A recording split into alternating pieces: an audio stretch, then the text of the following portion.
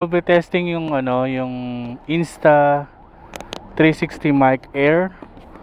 So ayan, para marinig tayo dito habang nagmo-motovlog tayo. So hopefully naririnig niyo ako, no? Kasi yung mic nilagay ko dito sa loob ng helmet. So bali binili nga pala natin to for only 3,390 dito sa Go Gadgets Kawit branch. Thank you kay Sir J sa pag-assist at saka pag-test. So we already tested it to sa dalawang camera natin, sa Insta360 X4 natin at saka sa Ace Pro 2. So ayun. So bali ayun, babalik na tayo. And hopefully clear naman yung magiging output ng voice natin para magkarinigan tayo na. And also i-check natin mamaya, hanap tayo ng place kung saan pwedeng tumambay. So hopefully okay siya. Huwag ko malalaglag dyan. Yan, nandyan lang siya, no? Ayan lang. So nakakapako naman siya. Okay. So wala nang yung natin, Insta360. Wala na siyang storage. So I guess let's make it tanggal na muna. So wala rin naman siyang i-record. So off natin to. And then balik natin siya sa case. Yeah. Ang mahirap dito sa Insta360 X4 at saka yung X5 is yung lens talaga, prone siya sa scratch. So talagang yun yung yun yung one of major issue niya talaga. Pero ayun lang, iingatan mo na lang din siya. So okay, let's go. So sana naririnig tayo. Test mic. So ayan.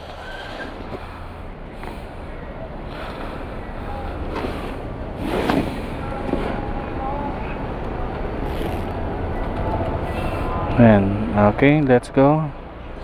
Thank you ulit sa Go Gadgets Kawit branch at kay Sir J at kay Ma'am. Nakakalimutan ko yung pangalan ni Ma'am pero ayun. Hopefully dumating na rin yung mga accessories na hinihintay natin para mas kompleto na yung natin. So ayun, let's go. Test mic ulit. So ayan, we are using the mic Air ng Insta360. So hindi naman nahirapan mag-connect through or via Bluetooth.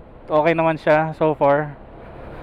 Ayan, thankfully okay na yung araw. Sobrang taas ng araw kanina, talagang masisilaw kasi sobrang ayun, naiiwan natin sa bahay si Pochi. And I think pauwi na rin si wife. Ayan, let's go. Sana wala nang masyadong traffic dun sa sa may bypass road ng Lancaster papuntang yung mga flag. So may I forgot yung mismong place, pero ayun, ikot lang tayo sa may rotonda dito sa may Lancaster, sa gilid ng simbahan, and then kakaliwa na tayo. So ayan.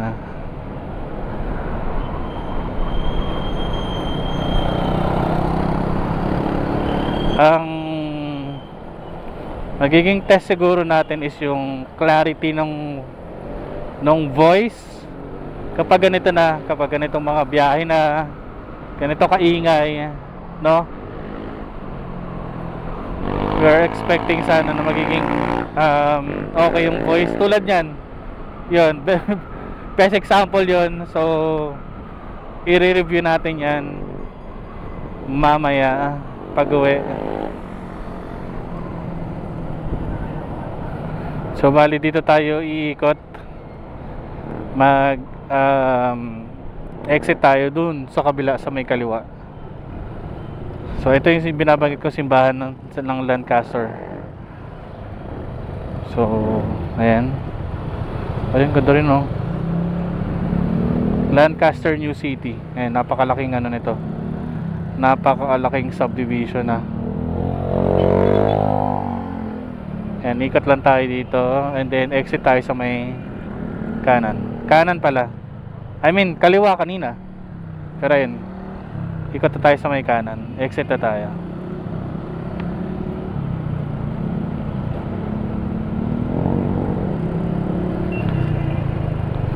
Ayan, yan, meron ditong mga save more. Actually marami ng ano dito. Ayan, may Jollibee na rin, may Burger King, napakarami na. Ano pa ba? Chowking, ayun, Chowking andun. So the good thing here is ginagawa na rin yung ano, yung winawiden na rin yung kalsada. So ngayon lang sa sobrang sikip, and marami din talagang malalaking truck na dumadaan kasi hindi na to iikot from Centennial Road eh. So dito na lang pumapasok yung iba. Ito yung binabanggit ko na winawiden na nila yung road. I'm not sure if gagawin pa nila yung nandito sa may kanan, pero ayan, I think hindi na kasi 4 lanes na siya eh. So ayun, ito yung mga, actually maliit pa tong truck na to, pero kanina mga 10 wheelers talaga, napakalalaki, napakadadaming ano, sakay. And ayun, sobrang bibigat nila. Ayun, mapapansin nyo mamaya na yung mga ano, na yung mga kalsada dito is lubog-lubog na. So ayan, ito, ayan, tulad yan, bitak-bitak na siya. Ayan, diba? Sobrang bitak niya na. Ito, ayan.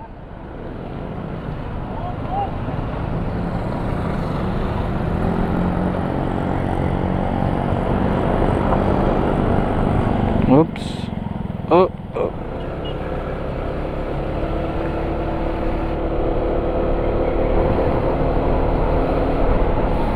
So, madadaanan natin dito yung isang monument din na ginagawa ng city government ng Imus. And I think nandito pa rin yung ano, nandito pa rin yung what you call this, yung mga flags, yung from the start yung KKK na ginawa up until ma-create na yung final flag ng Philippines. So ayan, ito yung magiging part ng ginagawang roads from Cavitex. Dediretso yan, kung di ako nagkakamali, dadaan yan ng Gen 3 and then Tansa 13. So ayun, ayan, malapit na tayo. Ito yung mga sinasabi ko truck, guys. Grabe, lalaki ng mga yan.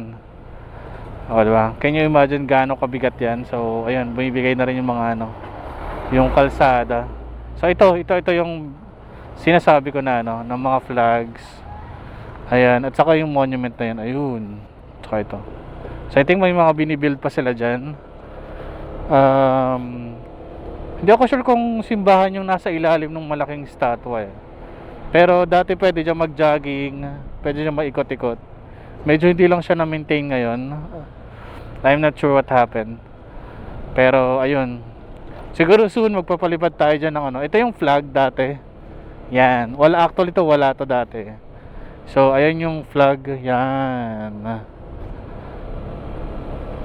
Ayan, medyo madamo pa rin talaga ngayon.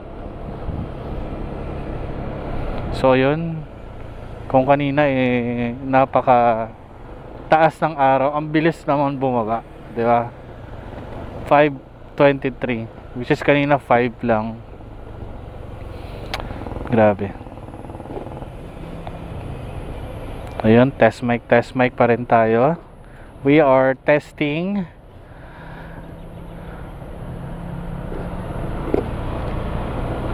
the Insta360 Mic Air. So napakaliit lang niya, parang piso lang ata yung mic na yon. So what we did is dinikit natin siya dito sa may harap ng helmet, sa may bandang bibig. So ayun, hopefully hindi naman basag yung magiging voice natin. And ayun, quality pa rin. Ay, baka nasiraan nata si Kuya Lala Move, oh.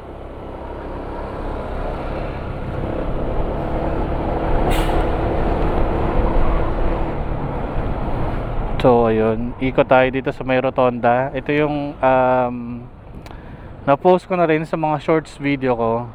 Ito yung Battle of Alapan Monument. So meron pala na, no? So naging bloody daw yung yung naging battle dito between the Spaniards. So ayun, napaka-historical talaga ng ng Cavite ng way. Grabe laki niyan. Wait lang. Una na ako, sir. Sir, wait lang, sir.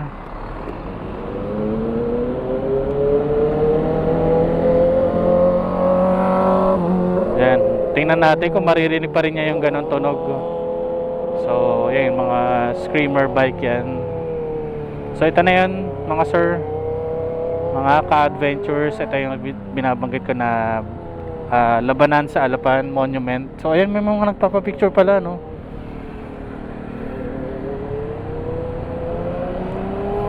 So ayan, siguro pag na lang ikot tayo dyan. Uwi na tayo kasi mag-grocery pa tayo.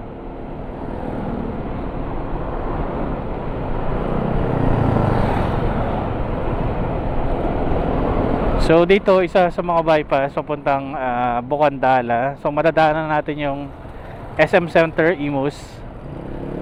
So ito yon, pwede kayo ditong dumaan. So ayan, marami din nagja-jogging dito, ganyan. So yung malapit na school dito is yung Imus National High School. So ayan. So ito na yung SM Center Imus.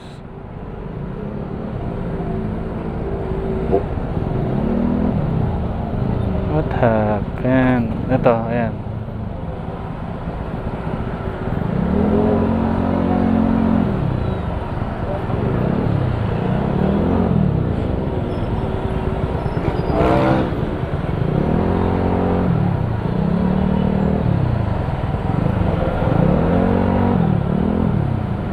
Traffic na kasi, uwian na ng mga bata. And meron dyang crossing from Bukandala Jollibee or Pure Gold papunta ng Nia Road at saka papunta dito ng ng Alapan or Toklong. So ito yung SM Center Imus. Ayan. What the traffic na, guys. Hi guys, so ayan, as I promised, we will be unboxing yung binili nating Mic Air ng Insta360. So actually na-test na natin siya dun sa ating rides and nung nagpunta tayo ng Tagaytay when we celebrated yung birthday ng brother-in-law ko. So right now actually hindi pa siya nakakonect ngayon, pero ito na siya. Ayan.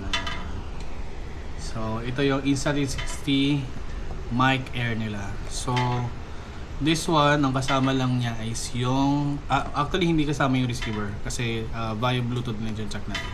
So let's unbox. Nabuksan na natin siya.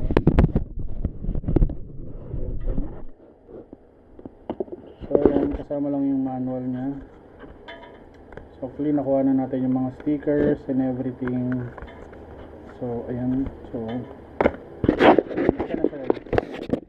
maganda dito is meron siyang sariling stock. So hindi siya maglilinis or okay.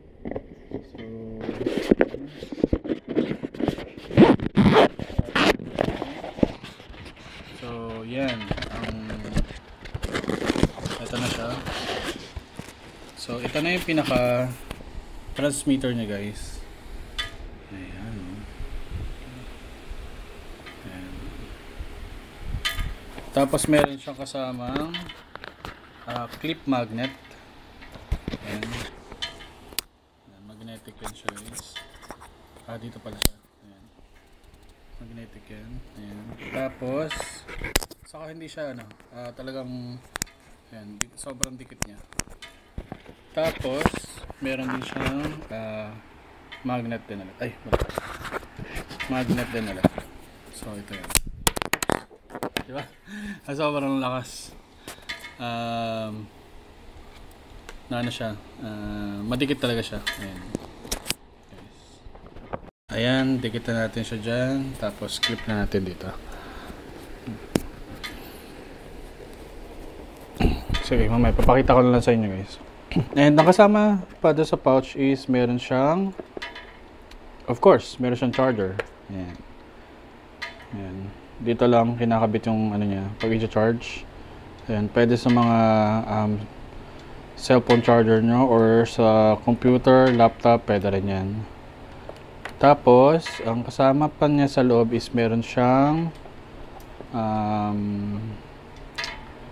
anong tawag dito?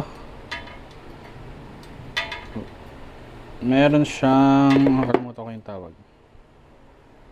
Windshield. Yung parang noise reduction pa niya. So ayan, meron naman siyang kiniklik. Tapos meron din siyang necklace na magnetic din siya. Pwede natin yung ayun.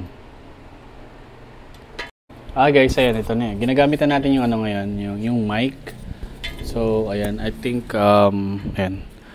Kapag naka-connect naman na siya, automatic naman siyang, basta via Bluetooth, madedetect niya na yung, yung transmitter for our action cam. Lalong-lalo na, Insta360 Ace Pro 2 yung gamit natin. So, and ang kagandahan dito is, while you are recording, makikita mo na meron siyang volume, what you call is parang meter nung volume niya na nakikita mo kung gano'ng kalakas, gano'ng kahina yung nagiging voice mo kapag nagre-record ka, and yun yung napakaganda doon, 'di ba? So ayun lang, guys, and hopefully makatulong to sa ating pagbablog, and ayun, maging mas malinaw na yung ating recording throughout our video. So dito lang ulit, mga ka-adventures. Samahan nyo ako lagi sa aking videos, and maraming pa tayo pagsasamahan na videos and adventure. Yun lang, guys. Maraming salamat. Bye bye.